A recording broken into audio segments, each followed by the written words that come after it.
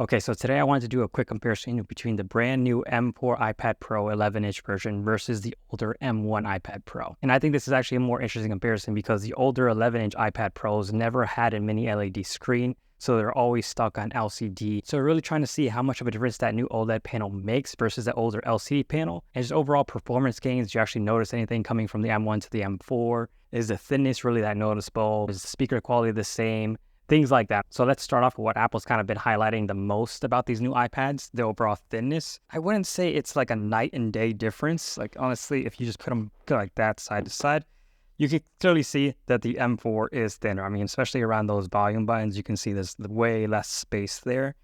But really, I mean, when you're just using it regularly, you're not really going to notice that thinness that much. It's not as stark as I was hoping it would be. Again, you're going to notice it, but it's not going to be like, wow, the difference is vast. And unfortunately, as you'll see, that's kind of been the case for basically all the new highlights of this M4 iPad Pro. Now we're going to do a bunch of comparisons about the screen because obviously that's the biggest new feature. But as you can see here on just a comic book that I've been reading, the vibrancy and the colors and the blacks are definitely more rich on the M4 iPad Pro. But when you compare it to the older LCD model, it's noticeable, but it's not a super stark difference. The black levels aren't insanely different. Again, they're definitely richer and deeper here on the OLED model, but Apple does such a great job of really calibrating their screens here that when you put them side by side, again, you really don't notice too much of a difference when it comes to black levels there. And another way we can kind of see this is if we go over to reading some manga, and again, this is just black and white, and you can really tell there that the black levels aren't actually that stark of a difference here. There's going to be some white balance differences here. I think the new M4 model definitely has a better calibration in terms of whites. But again, in terms of black levels, like when you're really comparing it side by side, like again, this is definitely deeper, but it's not such a stark difference that you're immediately going to notice this. Now, the story will definitely shift when it comes to HDR video on the iPad Pros. If you're someone who watches a lot of HDR movies or content, I mean, definitely the new OLED screen is going to be significantly better for you there.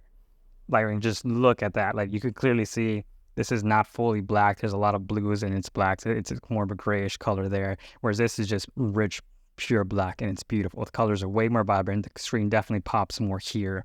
It really depends if you're someone who consumes a lot of HDR content. If you're just watching regular SDR video, it's still going to look a little bit better on the OLED model. And like I showed you before with the comics, if it's just that kind of content, you're really not going to notice too much difference. But I can't deny this looks absolutely beautiful. The M4 is definitely crushing the old M1 in this. Now, in terms of sound quality, they both have a quad speaker array, though the new M4 iPad Pro does have a redesigned quad speaker array. Now, of course, it's not going to be a perfect test because you're going to be listening to the speakers from these iPads through my microphone, but I'll give it a listen. I'll give you guys my honest thoughts after.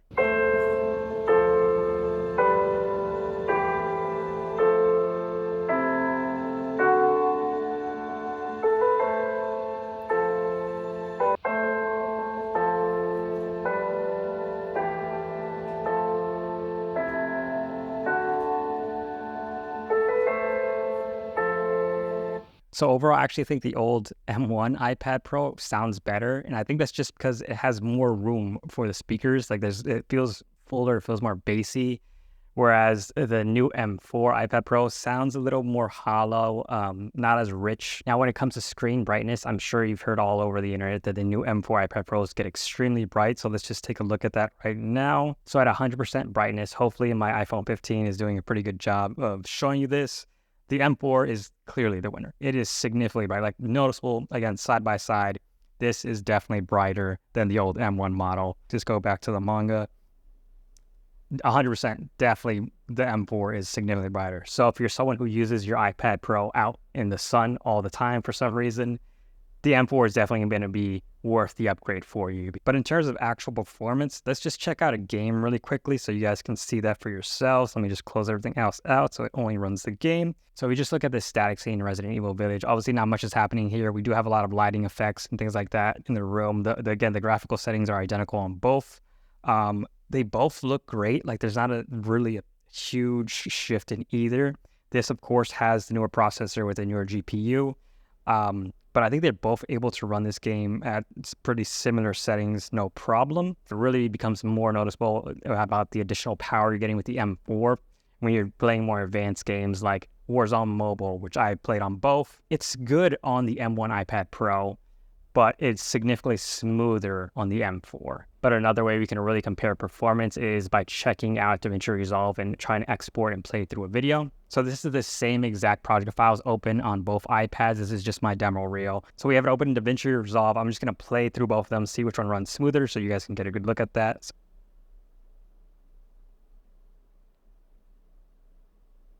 So you'll notice that both actually have some choppiness, but which one has worse choppiness?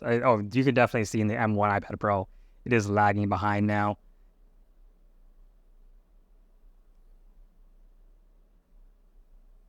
They're actually both doing a pretty decent job. When I did this earlier, I did notice a lot more chugging on the M1 iPad Pro. So yes, now they're both performing very similarly, but previously when I ran it the first time, the M4 was definitely running it significantly better. But I'll do another quick export test so you can see which one actually exports the file faster. Right away, the M4 is taking a lead by a mile. Like this is significant. This is basically done. Yeah, done on the M4 already. Still chugging along. Got hold up right there.